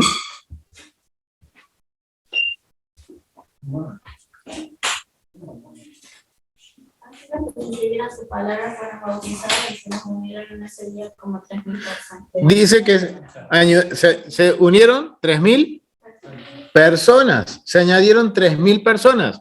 Un poco como empezó Aldo al principio. En Éxodo, después de haber recibido, de haber recibido los 10 mandamientos, ¿qué hace el pueblo? ¿Haciendo qué? Idolatría, un becerro de oro. ¿Cuántos mueren? 3.000. Acá dice que se vuelven y se añaden ¿cuánto? 3.000. Otro mensaje de restauración, otra indicación de restauración. O sea, miren, ¿a qué le está dando? Ya le está hablando, aparte de las palabras de Yeshua, ya son 3 veces que está dando indicios de que va a haber una eminente restauración. O sea que el mensaje del libro de Hechos, capítulo 1 y capítulo 2, no es enfocado 100% a la manifestación del Ruach HaKodesh, sino que está enfocado más que nada a la restauración del reino, a la restauración del pueblo. Y miren, Lucas nos va a llevar más allá de Israel, porque cuando leemos Hechos capítulo 2, versículo 2, ¿quién lo tiene? Pablo, ya que estabas ahí justo. Hechos 2, capítulo 2, ¿qué dice? Agus, Génesis capítulo 2, versículo 7. ¿Qué dice Pablo? Hechos capítulo 2. Dale, no hay problema. 2:2. Ajá. De repente vino del cielo un estruendo como de un viento recio que soplaba. Dice que le está ahora comentando los detalles de cómo fue en la manifestación del Ruach HaKodesh. Dice que vino. El cual llenó toda la casa donde estaban sentados. Ok, vino un viento, dice un viento recio, que llenó toda la casa. Ahora sabemos que la casa es el templo. ¿Qué leíamos que nos compartió acá el hermano Aldo? Que hubo algo que todos escucharon y todos se dirigieron hacia donde estaban los apóstoles. Bien, miren, acá está haciendo Lucas una conexión con Génesis capítulo 2, versículo 7. ¿Qué dice Agus capítulo 2, versículo 7 de Génesis? Entonces Jehová Dios formó al hombre del polvo de la tierra y sopló en su nariz aliento de vida y fue el hombre un ser viviente. Ok, miren lo que está haciendo Lucas. Le está diciendo, en Hechos 2, viene un viento recio, que la palabra griega que se usa para viento ahí es la misma que en la Septuaginta se usa en Génesis capítulo 2, 7 para hablar de el Ruach, para hablar de ese soplo que hizo el Eterno. O sea, el aliento, viento y aliento es lo mismo. O sea, miren lo que está haciendo ahora Lucas. No solo está hablando de la restauración de las 12 tribus del pueblo de Israel, sino que está hablando de una restauración que va más allá de Israel.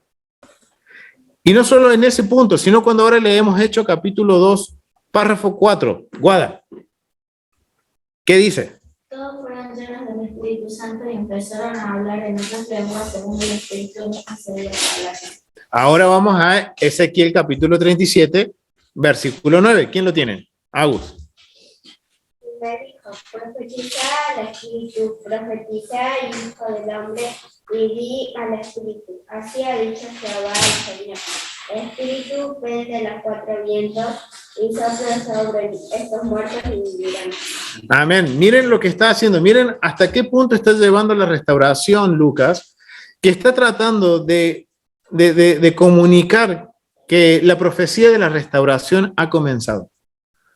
Que ha comenzado lo que dijo Ezequiel, lo que estaba en Génesis capítulo 2:7 está volviendo a suceder, va a volver a suceder. Hay una restauración inminente, una restauración no solo de las 12 tribus de Israel, sino que del orden perfecto del Eterno, de la nueva creación. ¿Y cuál es la nueva creación?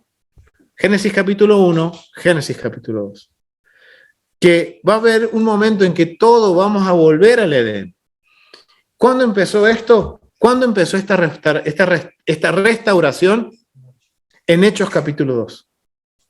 Eso está marcando el inicio del proceso de restauración. Hoy nosotros somos parte de esa restauración.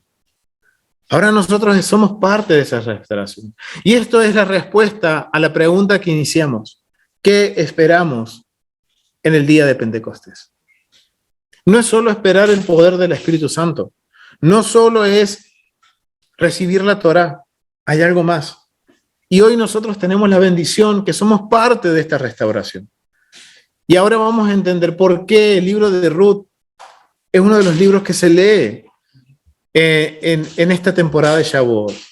No solo porque el vocabulario del libro de Ruth es un vocabulario que está asociado con la festividad, sino que el mensaje que da el libro de Ruth nos hace parte a nosotros, familia, de este proceso de restauración. Yo quiero que vamos al libro de Ruth y quiero que... Sí. Sí. Para la restauración se necesitan las dos cosas. La Torá y el Ruach para poder nosotros ser restaurados. Amén, muy bien, entonces, ¿sí? Eso es lo que, los dos sucesos, la entrega de la Torá y la entrega del Espíritu Santo, son necesarios para la restauración. Amén, exactamente, ¿ven? O sea, el mensaje que está recibiendo... Tenemos que ser la vasija, esa vasija pura para poder recibirlo. Si una vasija impura no va a entrar. Pero ¿quién limpia la vasija? La palabra. Amén. Por la palabra somos... Exactamente, somos limpios. ¿Y qué hemos estado aprendiendo todo este tiempo que venimos hablando de los mandamientos? El mandamiento nos ayuda a limpiarnos, nos confronta, nos marca en qué estamos errando, en qué estamos sucios. Amén, muy bien, Conce. Amén. No confundir el espíritu, porque ahí decimos, el espíritu me habla y te hace ir en contra del mandamiento. No, el espíritu te ayuda a cumplir el mandamiento. No, pero como muchas veces uno se dice, el espíritu me habla y ese espíritu que me hace ir en contra del mandamiento, entonces ¿de qué espíritu estamos hablando? Entonces, debemos entender cuál es el Espíritu Santo, porque se puede malentender el Espíritu, ¿se entiende? Es más, el Espíritu Santo. El Espíritu Santo descendió sobre mí, pero yo estoy yendo en contra del evento que hubo en el monte Sinaí cuando descendió la Torah. Entonces se está contradiciendo el Espíritu Santo de Pentecostés con el Espíritu de la Torah. Entonces el Espíritu Santo debería alinear, como dice usted, con la Torah. Exactamente. Como un caso, si ponemos los alimentos, no sé, o decir que comemos alimentos impuros y decimos el Espíritu Santo habló en mí y sabemos que el Espíritu no mora en un templo profanado. Amén. ¿Ven? Eso, miren cuánto nos ha servido poner en contexto todos estos dos capítulos. Es más, no hemos tocado los capítulos completos. Hemos tocado algunos versículos. Y eso nos lleva, creo que, a cuánto uno debe de trabajar, ¿cierto? Para llegar a hacer esa vasija, ¿cierto? Porque hablan de la pureza moral, la pureza ritual, de cómo comportarnos nosotros, en lo moral, lo ritual. Vemos que el alimento cae en lo moral, ¿cierto? Pero hay varios, hay que tener cuidado cuando decimos tenemos el espíritu y vamos en contra de algo, nos estamos poniendo vergüenza al Dios que nosotros creemos, porque decimos tener el espíritu de Dios, pero vamos en contra de lo que el Eterno nos dijo que hiciéramos. Muchos hablan de que ya se está terminando la restauración, como que Dios después va a cerrar el ciclo de la gracia y que ya fueron los que ya quedaron ya fueron restaurados. Sí, algunos dicen, pero Entonces, los pocos que quedan sí se reúnen, pero es como que ya Dios dijo hasta acá nomás es la restauración. sí, va a llegar un punto en la historia que va a suceder eso. Noemí dice Romanos 11, versículo 11. Noemí, ¿lo puedes leer?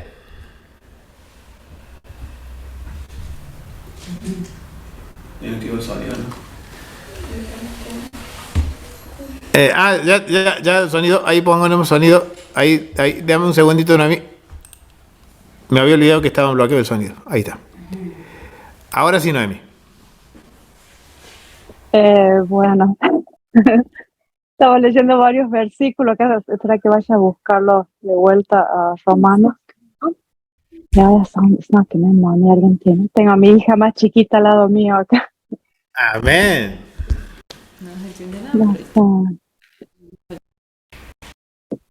Bueno, de todo el capítulo Romano 11 se trata justamente eso, de la restauración del reino de Dios. Y justo estaba meditando en eso de la restauración, la plena restauración. Y el versículo 12 dice, y su transgresión en la riqueza del mundo y su defección la riqueza de los gentiles. ¿Cuánto más su plena restauración? 11, 12 había. Sí, 11, 12. Ahí ese versículo, el 12, te pregunta a Pablo, ¿cuánto más su plena restauración? Entonces termina todo el capítulo romano, me gusta cómo termina. Oh profundidad de la riqueza, de la sabiduría y de la ciencia de Dios, cuán insondables son sus juicios y inescrutables sus caminos. Porque ¿quién entendió la mente del Señor? ¿O quién fue su consejero? ¿O quién le dio a él primero para que le fuese recompensado?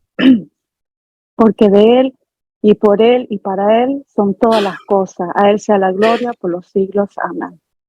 Amén, amén, mami. Muchísimas gracias por ese aporte. ¿Sí? Ven ahora cómo empezamos a hacer conexiones. Empezamos a conectar. Gracias, Noemí. Empezamos a conectar y ahora entendemos que el mensaje de Hechos no solo fue la manifestación, fue el inicio de algo, el comienzo de. El Homer viene a ser el conteo, la cuenta regresiva para el gran día, para eso que estábamos esperando, que es la restauración de todas las cosas. Hoy esto nos enseña a nosotros tener eso en mente para el próximo Shavuot, esperando la restauración de todas las cosas, no solo la restauración de Israel, sino la restauración del Edén, la restauración de que se restaure el Edén, que se restaure las cosas como el principio, que haya algo completo. y que hoy nosotros tenemos parte de eso. Porque nosotros, cada uno de nosotros, somos extranjeros. Cada uno de nosotros nunca habíamos quizás antes, la mayoría conocido de que existe un Dios de Israel. Muchos llegamos al Eterno sin conocerlo. Y lo conocimos a través de ¿quién? De Yeshua, de Jesús. Primero se nos presentó como Jesús. Después, por la gracia y la misericordia del Eterno, conocimos su verdadero nombre, Yeshua. Y una vez que conocimos a Yeshua, ¿qué pasó en nuestras vidas? Vino el Shabbat. Entramos en ese pacto que el Eterno hizo con su pueblo. Y en ese proceso el Eterno continuó en su amor hasta el día de hoy y seguirá enseñándonos sus mandamientos. A cómo Él quiere que nosotros formemos este cuerpo para que Él pueda derramar sus Ruach HaKodesh. Y Ruth es el mejor ejemplo que tenemos. Ella era una extranjera, era una moabita. Alguien que por la Torah dice hasta la 10ª generación no podrán ser parte del reino. Y ella era de la 8ª generación de los moabitas. Ahora la pregunta es, ¿por qué si el Eterno dice que hasta la 10ª generación no entrará, y por qué Ruth entró? Justicia. Amén. Había algo que ella estaba haciendo. Ella se había convertido en una vasija apta para ser parte de la restauración. Y ahí tenemos un ejemplo de cómo el Ruach HaKodesh, el Espíritu Santo, se manifiesta en la vida de Ruth. Y no solo en la vida de Ruth, en la vida de Noemí, en la vida de Boz. Y sabemos que después de eso viene la descendencia por la cual viene David y Yeshua. Pero hay algo que hizo Ruth que no hizo su cuñada. Vamos al libro de Ruth, familia. ¿Y quién tiene el libro de Ruth? Y vamos a leer del versículo 6. ¿De qué capítulo? El capítulo 1, del versículo 6 al 18. Versículo 6 al 18. Capítulo 1, del versículo 6 al 18.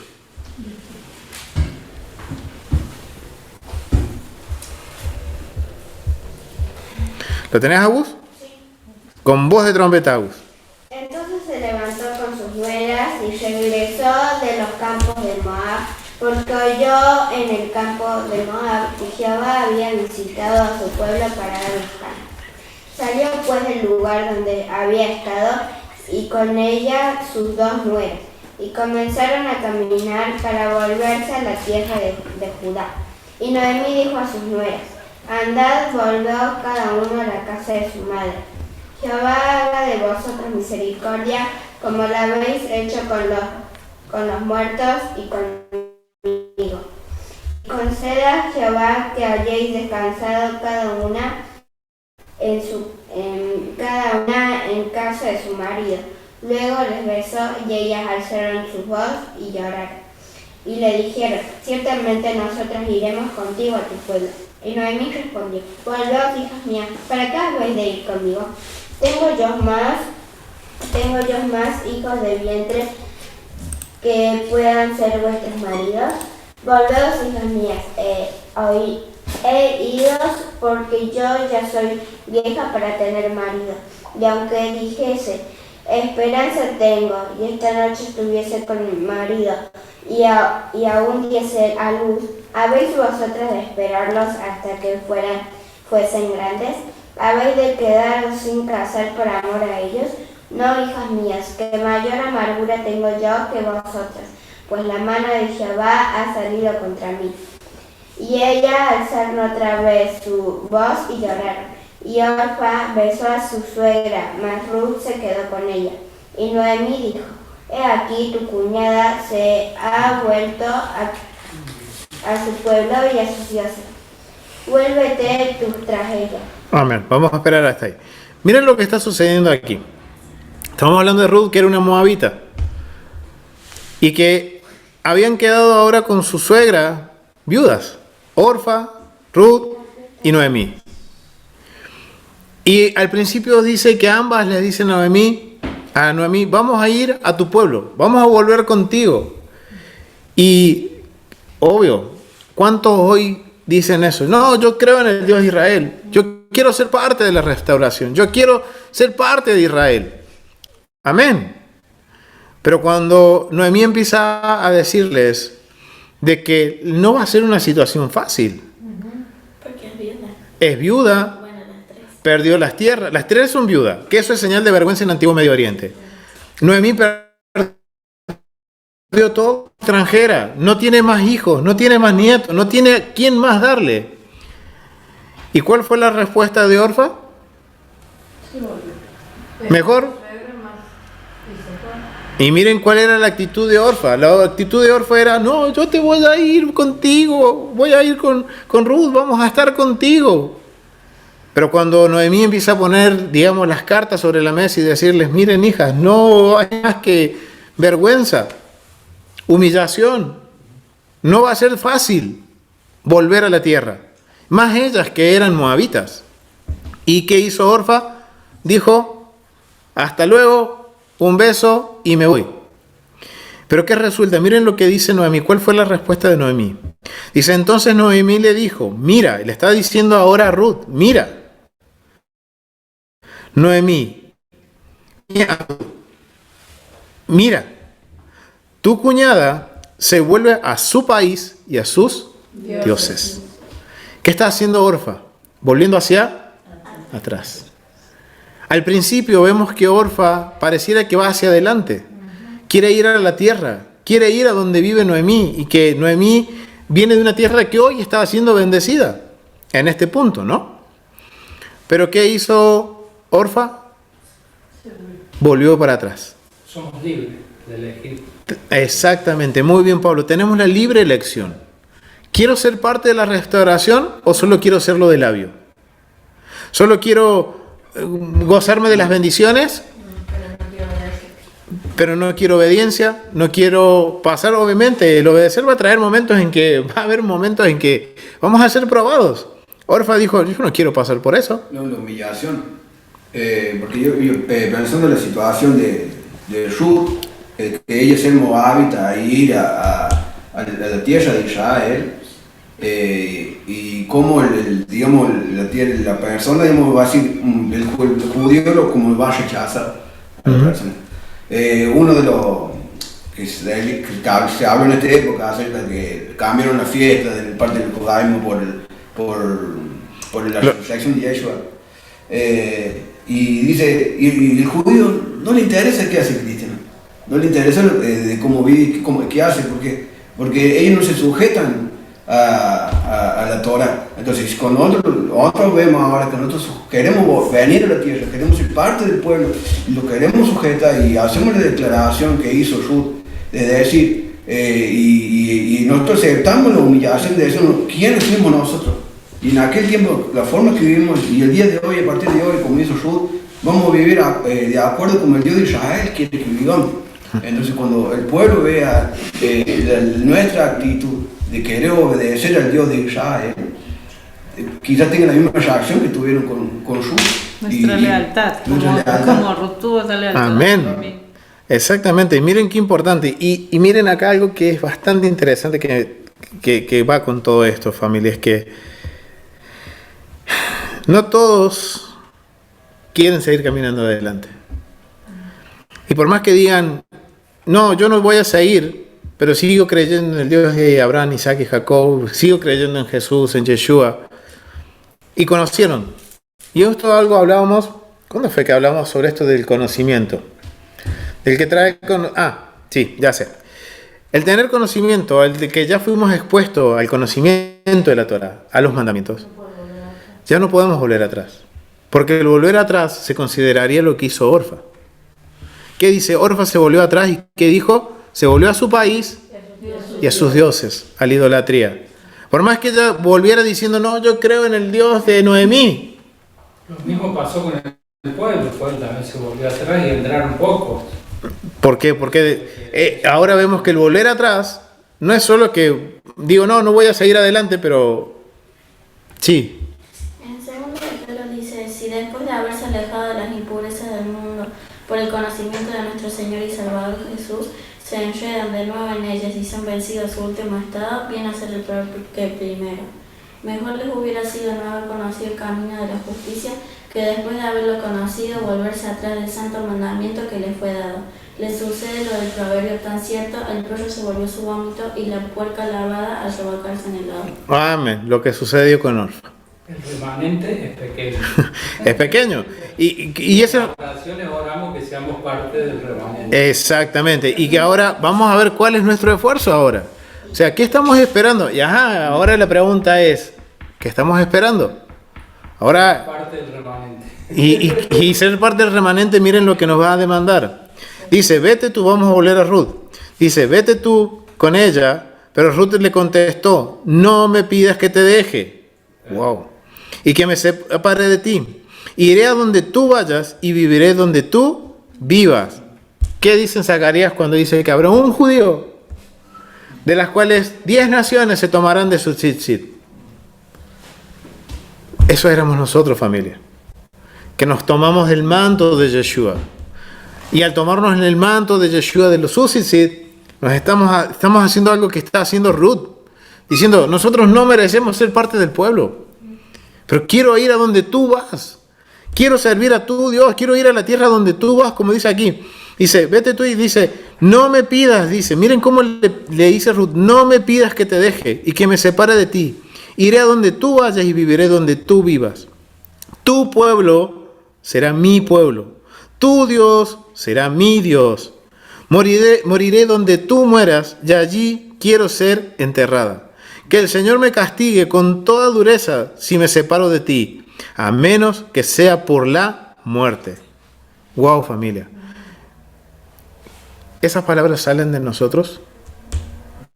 Esas palabras están saliendo. Miren el regalo tan lindo que el Eterno nos ha dado de conocer a Yeshua. Ruth era más que el marido, que todo lo que, o sea, que Exacto. se fueron de Israel al mundo. Exactamente, miren. Por eso murieron también ellos. Ahora entendemos por qué Ruth es considerada parte del pueblo, siendo que ella era de la 8ª generación y que nunca tendría parte, pero dice que, miren la actitud que ella tuvo. ¿Es nuestra actitud? Y ahora la pregunta, vuelvo a la pregunta, ¿qué esperamos del Ruach HaKodesh? ¿Qué estamos esperando? Y miren que para recibir lo que estamos esperando, miren lo que ahora tenemos que nosotros ser conscientes y meditar si realmente estoy haciendo las cosas de la forma correcta en el tiempo correcto. Y aparte que es una decisión continua, porque por ejemplo Ruth y Orfa no fue solamente decidir y dar algunos pasos, sino cada paso, cada situación volver y decir, no, yo me quedo, yo voy a seguir, no separarse de Amén. A pesar de todas las situaciones.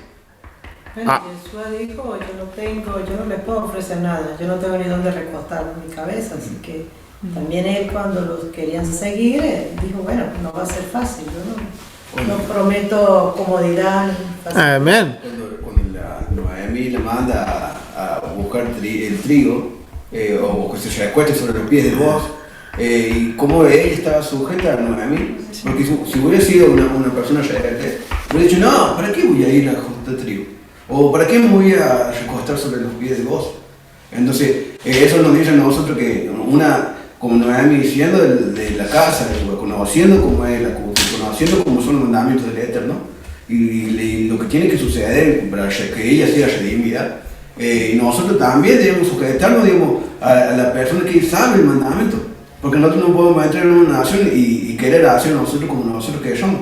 Entonces Ruth mismo, cuando ella entró en una nación, se sujetó a esa nación y lo que Noemí manda que hiciese, y hizo. ¿Y cuáles fueron los frutos de Ruth? Amén. Amén. Muy interesante, ¿no? Miren lo que nos comparte Noemí desde Noruega. Efesios 1, versículo 13.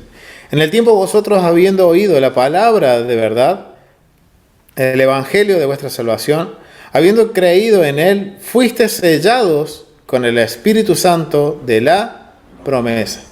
Y ahora vemos que el Espíritu Santo de la promesa, llegamos a la conclusión de que está asociado con ¿qué? Con la restauración de todas las cosas. Ahora, ¿somos nosotros aptos para eso?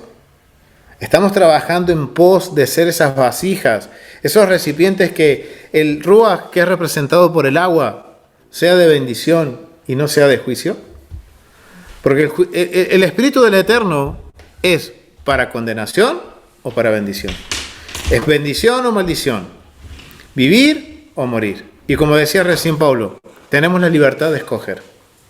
Ahora, este tiempo es tiempo de que... Ahora, ¿por qué el conteo? Y en la cuenta regresiva es a contar es el momento que tengo que escoger. ¿Qué voy a escoger? ¿Qué voy a hacer? ¿Voy a obedecer? ¿Voy a ser como Ruth? ¿O voy a ser como Orfa? ¿Voy a escoger vivir? ¿Voy a escoger morir? Entonces, familia, miren cuánta información. Y ahora yo creo que seguimos meditando en esa pregunta. ¿Qué espero? Es como dice el Deuteronomio, elige pues la vida. Amén. Tienes delante de ti la vida o la muerte. Escoge la vida. La maldición. Y les dice el Eterno, escojan la vida. Entonces, hermanos, les invito a que nos sigamos esforzando. Es un tiempo de tomar nuevas fuerzas. De ahora, miren, meditar en todo esto y prepararnos para que vengan las nuevas festividades. Sabemos que miren cómo ahora todo esto y ahora el mensaje tiene más sentido cuando lo hemos hecho. No es solo la manifestación del Espíritu, sino que es un volver al plano original del Eterno. Al comienzo. De volver al pacto. De volver a ser esos seres que el Eterno podía caminar entre medio de nosotros. En donde hoy tenemos el gran desafío de ser esos seres que caminan en pureza moral en un mundo que es inmoral. Ese es nuestro desafío. Y es lo que estaba sucediendo aquí. Porque si nos ponemos a pensar, los apóstoles cumplían estas condiciones para estar en el templo, pero también para que la presencia del Eterno esté sobre ellos y no los consuma. Un ejemplo de cuando consume el fuego del Eterno es cuando con los hijos de Aarón, Nadab y Abiú. También, fuego. Podríamos decir el fuego del Espíritu. Pero ¿qué estaban haciendo Nadab y Abiú? Profanando, yendo en contra de la Torá, yendo en contra de los mandamientos. Y ese mismo, amén, cosas incorrectas en el tiempo incorrecto. ¿Y qué hizo el fuego del Espíritu? Los consumió. Fue fuego. Omnes y fines también. Miren, la manifestación del Espíritu puede ser para bendición o para traer juicios.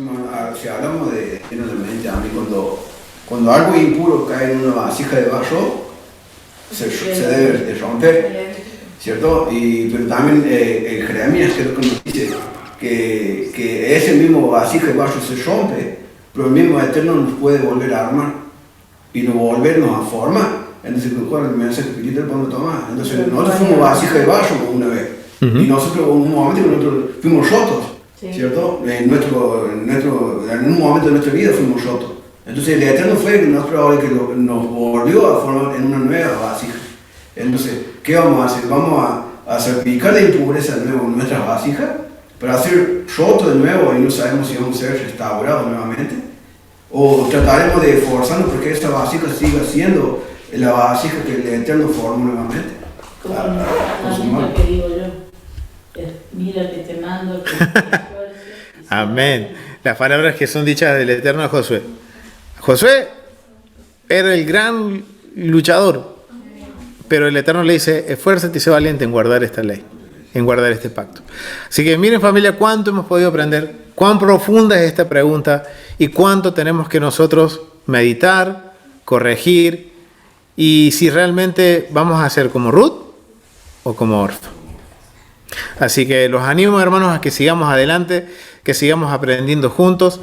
Gracias por unirse a los hermanos que están en internet. Y ahora nos vamos a preparar para recibir el Shabbat. Falta un buen rato. No sé si los hermanos quieren comentar algo, los de internet, algo que quieran compartir, algo que les haya llamado la atención o alguna pregunta, ya que estamos todos juntos, unánimes aquí en la Santa Convocación estudiando la palabra del Eterno. No sé si hay algo que quieran compartir o alguna pregunta, los hermanos que estén en internet.